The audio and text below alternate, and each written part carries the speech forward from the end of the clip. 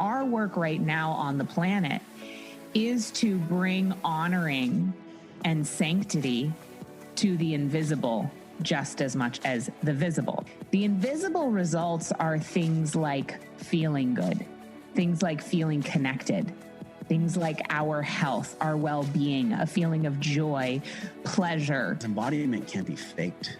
Once you're in an open state where you actually can see through a clear lens, you know, you're not clouded by fear, you're not clouded by the amygdala, you're not clouded by society's news and all the fear-based stuff, and you're just with you. Then you get to decide where you think we actually are.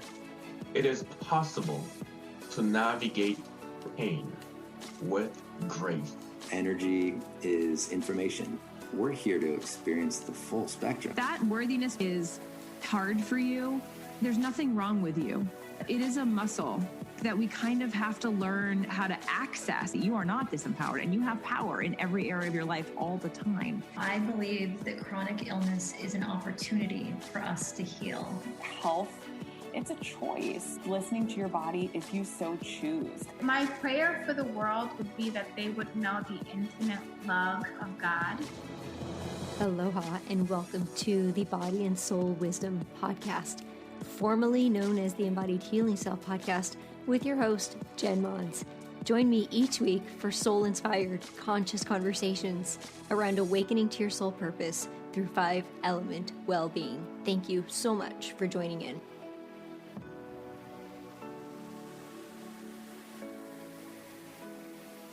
Hello and welcome back. I'm your host, jenmons. I'm so grateful to be here with you again for another week after week since 2019. I appreciate your support, your messages, your reviews, the whole thing. I'm super, super grateful.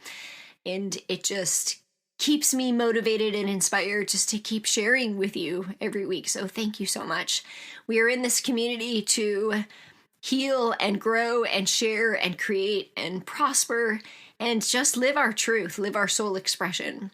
And this is so important to me because in order for us to live and embody the thing that we desire, we have to be willing to do the inner work.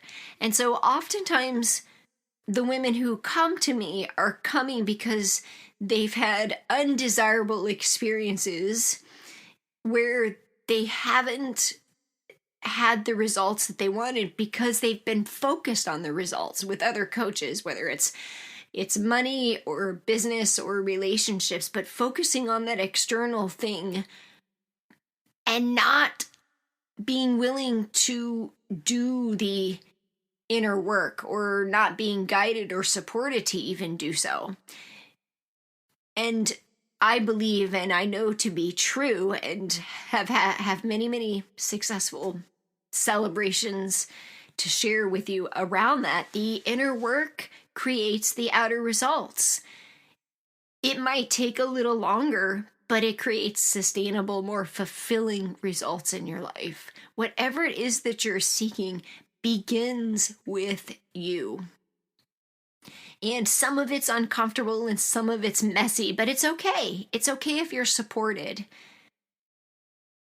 It's about remembering your worth, how lovable you are, your gifts, your talents, and learning to live your life and lead your life from those gifts, not the wounds that have created your scarcity or your lack of trust, keeping you from healthy relationships or your extreme independence even. So this week, I want to invite you to join me on a conversation around overcoming failure because it's a part of the human experience. I don't know anybody who hasn't had a failure in their life. Well, I mean, at least an adult, right? I'm going to share just a short personal story around, my first sort of feeling of really failing in my life that totally altered the course of my life. And we're going to talk about what are the steps to do this if you're feeling this in this moment. And the reason it's so important for me to talk about this right now, I was actually inspired by a moment with my daughter this morning, and just realizing as a parent, like how I would quickly wanted to just see that this isn't right. But what she really needed was to still feel loved when it didn't turn out the way she wanted it to.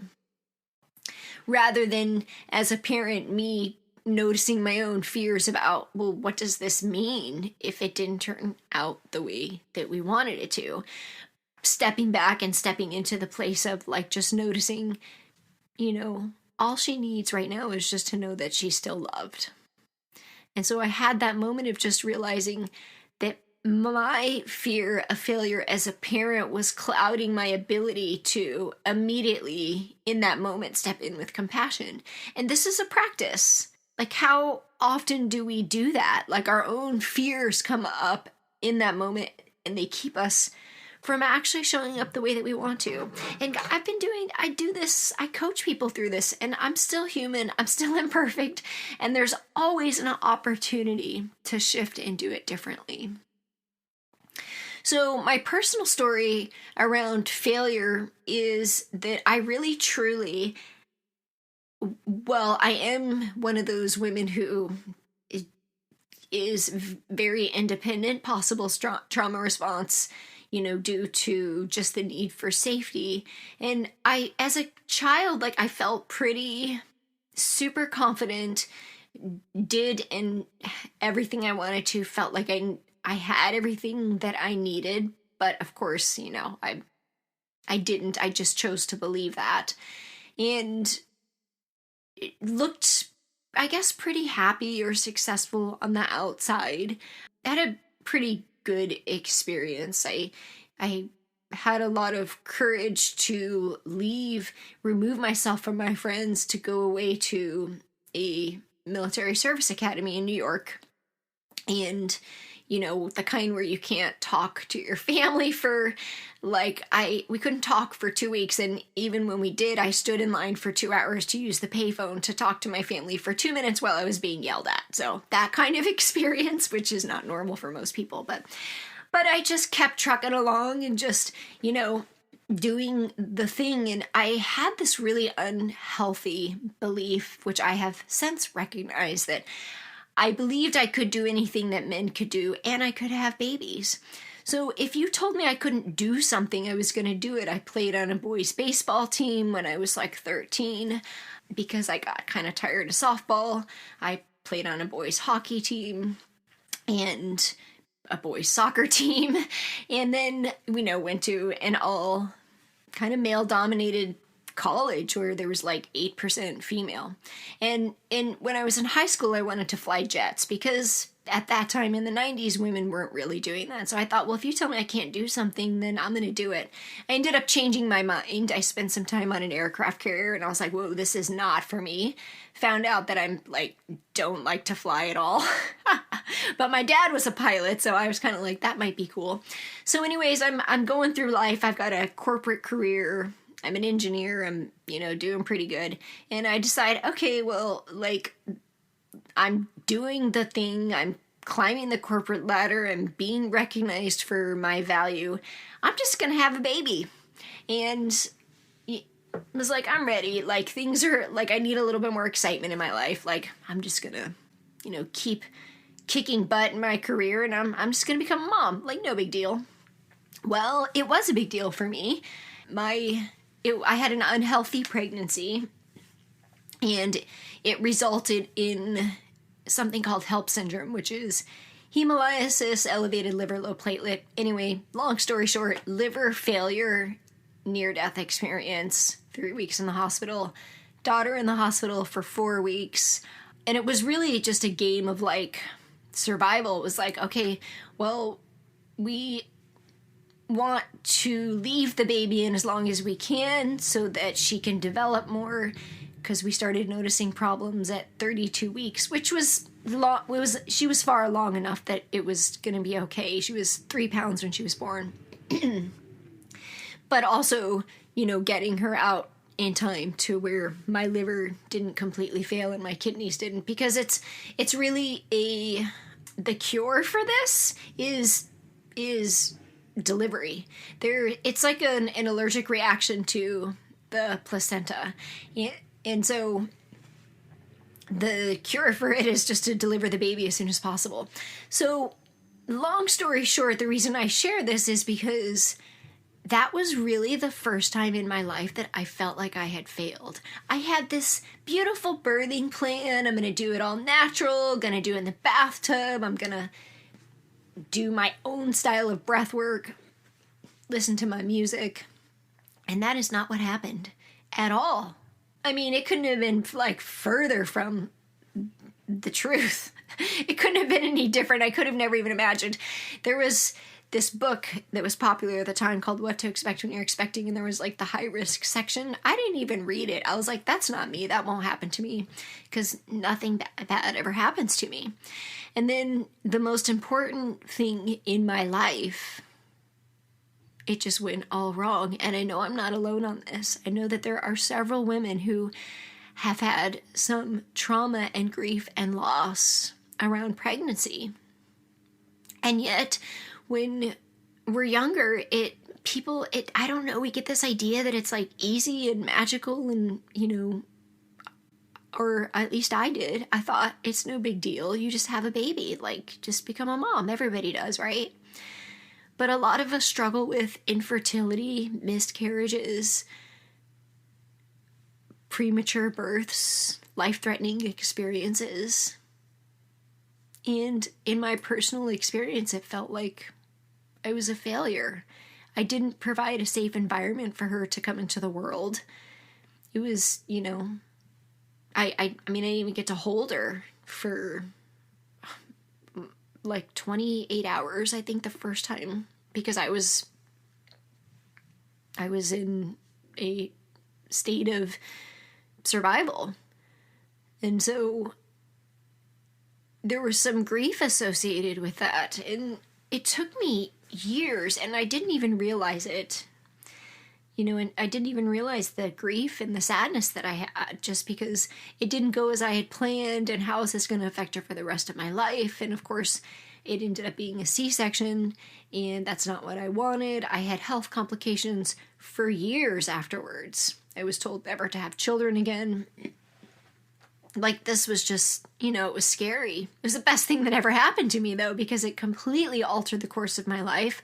It's the reason I do everything I do now. Not the reason, but it was the first step that took me on a path towards integrated and holistic wellness and spirituality and just healing.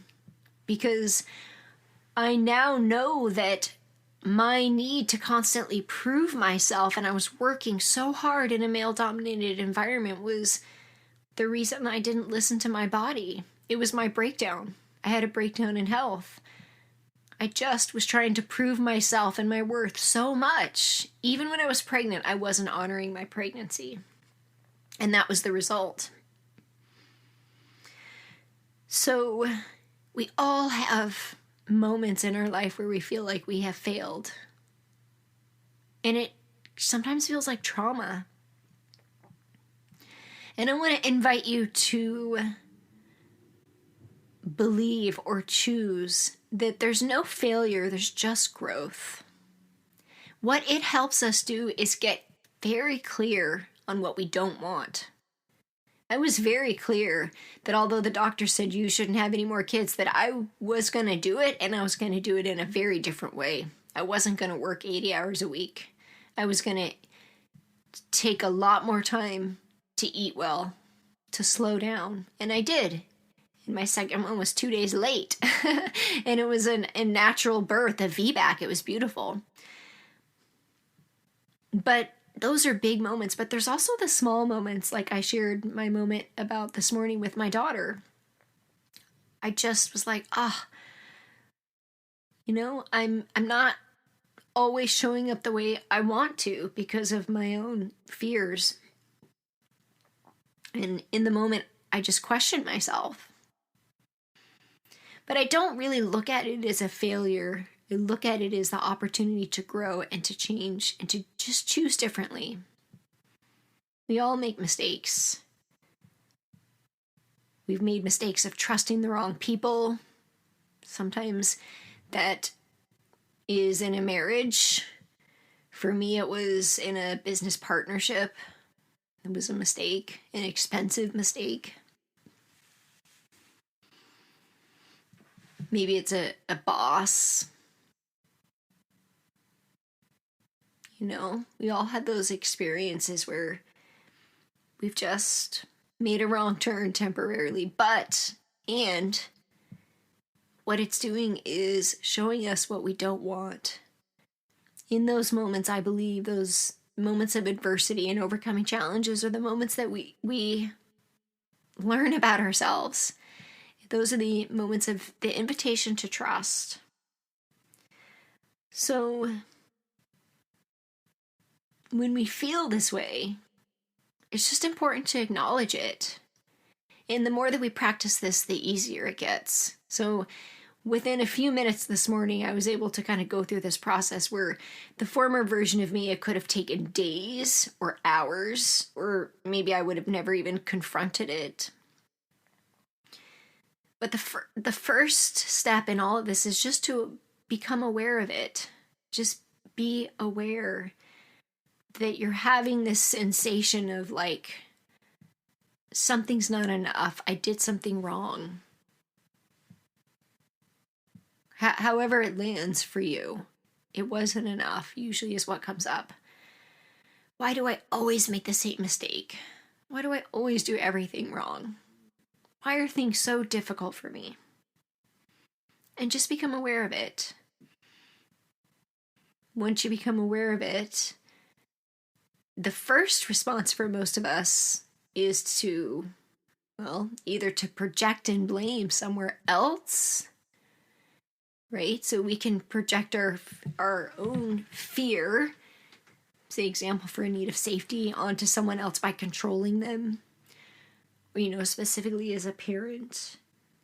Or we can avoid it. That's another really great one. Just walk away from it. I can't deal with this right now. Those are probably two major ways that it shows up. Once you become aware of it, notice your subconscious habitual self wanting to respond in a healthy way, and then choose to respond in a healthy way by just acknowledging yourself in that moment, just taking a deep breath and just accepting it, just becoming aware, and just, even if you don't have a name for it, just being like, okay, I'm aware that I don't feel like I'm enough. I'm aware that I feel like I'm failing. I did something wrong. And recognize that this feeling, like all feelings, is temporary. That's what emotion is, energy in motion. It's temporary. And ask yourself, how can I learn or grow from this? How can I change this? Acknowledge what it is that maybe you need in that moment. So in my moment this morning, what I needed was to be heard. And that wasn't happening.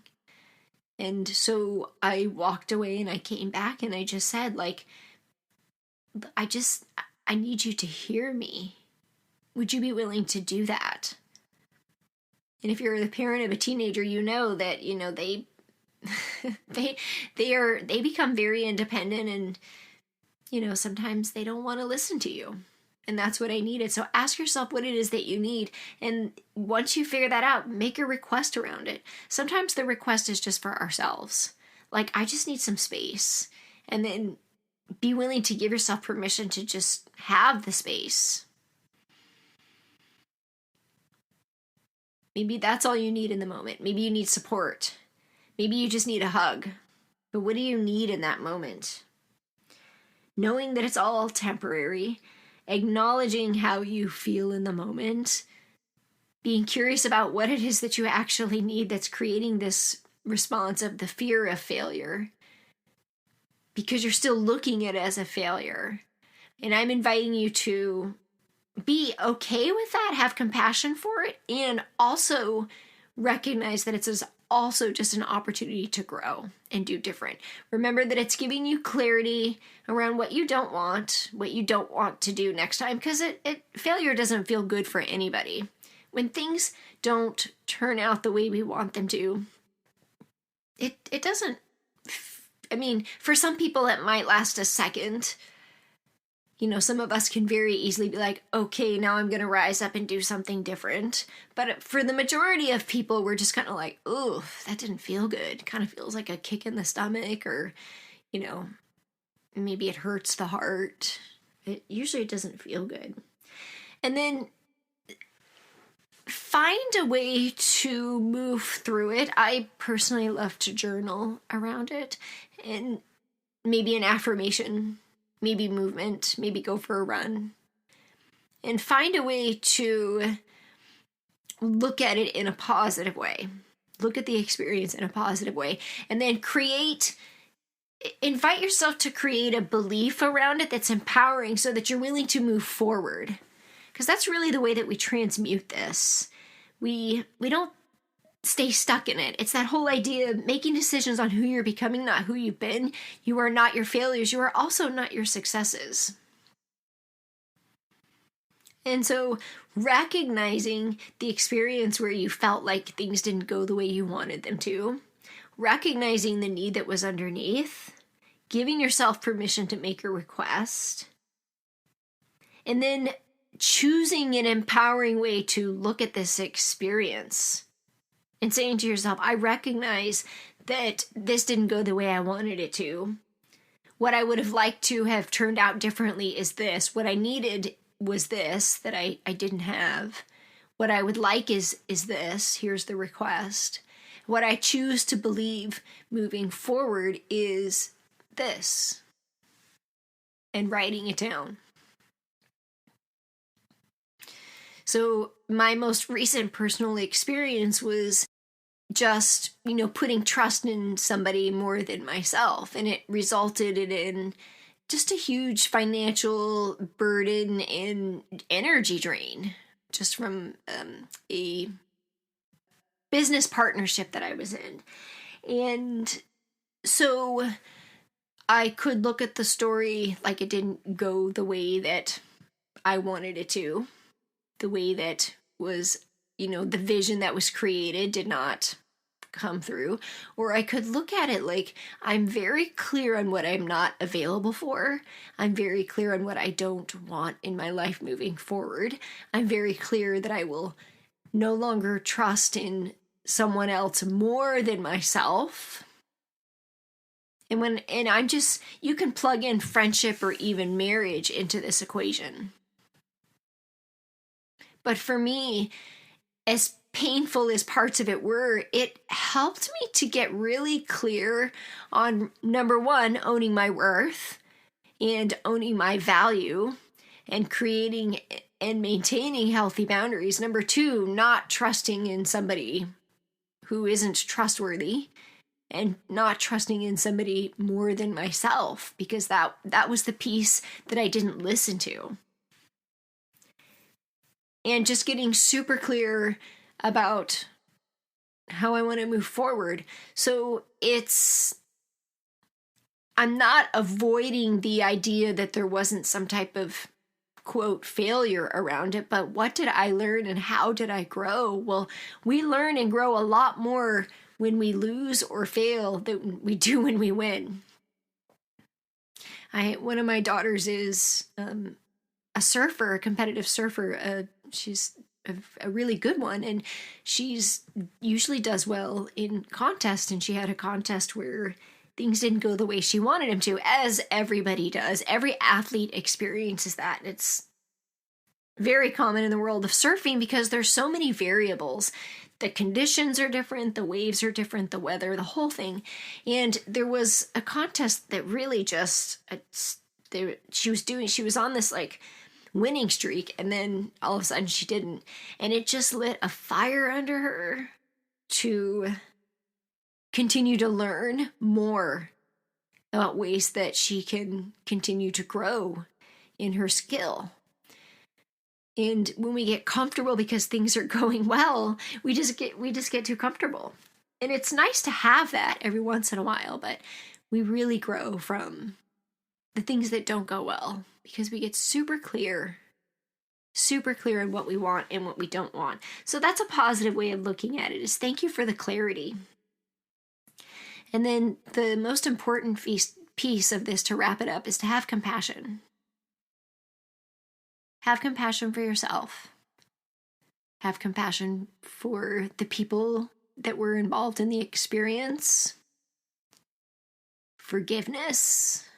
But most importantly, self-compassion and self-forgiveness.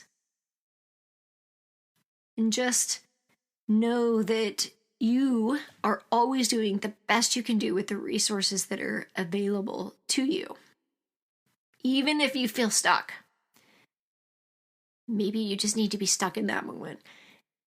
But if you realize that it's happening over and over and over again and you're frustrated with it, then ask for support. And ask yourself, how am I not allowing myself to be supported in growth? So I'd love to hear from you. I'd love to just share some of maybe the failures or the challenges. Failure is such a heavy word. So let's just say the growth and the challenges that you've overcome and what you've learned and how you grew. Thank you so much for listening in. Have a wonderful day. And if you're looking for support and ways for you to work through some challenges in your life through journaling, join our devotion circle and 13 Moons membership, where we have daily journal prompts. And every month we have a different theme. And some of the themes are related to overcoming your fears, your doubts, and your failures, and transmuting them into your gifts. So check that out at jenmons.com. Thanks again so much for joining in. Have a wonderful day. The content of this podcast is to educate, inspire, and inform you of pathways to an embodied healing self. It is not intended to be a substitute for professional medical advice, diagnosis, or treatment. Always seek the advice from your medical doctor, therapist, registered dietitian, or nutritionist for any questions you may have regarding your diagnosis or condition.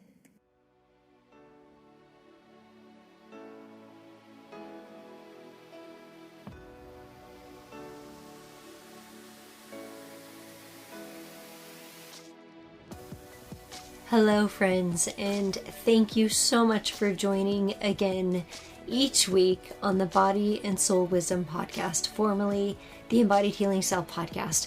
I am so deeply honored to share this space with you every week. I know that there are many other podcasts that you could be tuning into, and our community is expanding and growing more with each new episode. I'd like to invite you to come on over to jenmons.com/tribe and receive some of the wonderful gifts that we have for you. A meditation bundle, energetic alignment, 5-element wealth, prosperity consciousness. We have a ton of different gifts available for you to enjoy. Now, we have one small favor to ask. In order for this podcast to get into the hearts and souls of like and light-minded people, we need your support. We would love your review and would love it if you'd head on over to jenmons.com/podcast to leave a review or leave one on iTunes so that we can continue to share the love beyond out into the world. Thank you so much again for joining in. We'll see you next week.